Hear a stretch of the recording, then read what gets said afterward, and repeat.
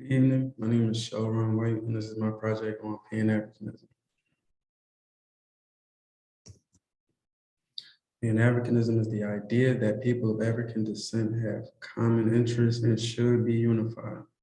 The attempt to create unity and collaboration among all people of African descent, the diaspora, whether they live on or off the continent.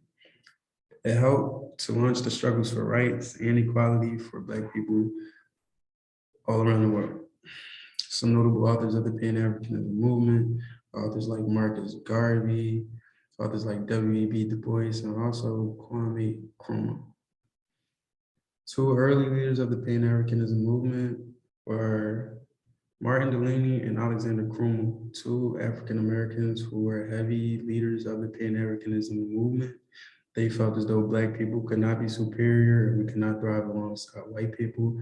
They felt as though we should go back to the motherland and unify there. Later along, other leaders of the 20th century, like Marcus Garvey, came and tried to use the same practices and find ways to get all of the Africans back to the motherland so we could unify there and kind of branch off from everyone else. Unfortunately, it was unsuccessful. Ultimately, it did not work, but he still paved the way for a lot of Pan-Africanism movements that we see today. Julius Nyerere and the dilemma of the Pan-Africanism movement. Julius Nyerere was the president of the Republic of Tanzania in 1966, and he touched on the dilemma of Pan-Africanism. He believed Africa had already been colonized and divided between the 36 different nationalities in the continent, one for each state. So there were 36 states at the time. He believed that we had already been colonized. He believed before inviting unity globally, we had to first unify inside of the continent. He felt as though there were a lot of division and a lot of European colonization showed between all the division and all of the states that was on the country. As we see today, there's different flags and different names all across the continent.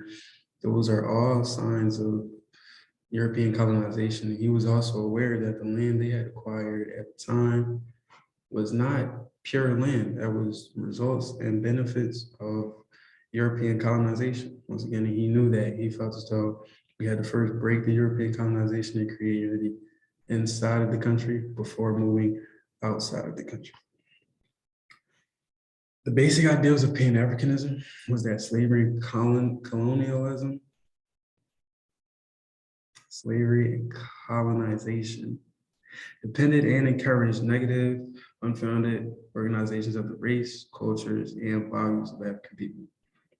Pan-Africanists believe that solidarity will enable the continent to fulfill its potential to independently provide for all of its people. To this day, we still see a lot of different practices of Pan-Africanism, such as things like Afrocentricity, the way that people dress, even Ebonics.